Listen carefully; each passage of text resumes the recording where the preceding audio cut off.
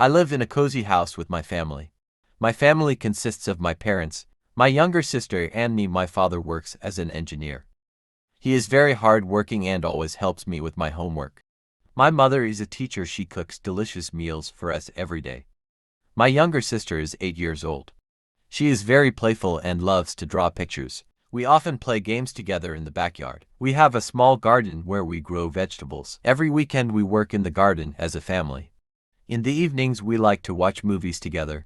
Our favorite genre is comedy. Sometimes we play board games like Monopoly. My family loves to read books. We have a small library in our house. My father likes to read history books while my mother enjoys novels.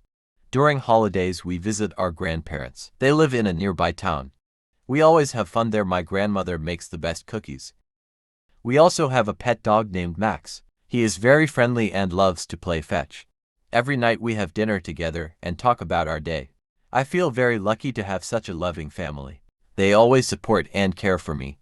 My family is my biggest strength. I enjoy spending time with them at home.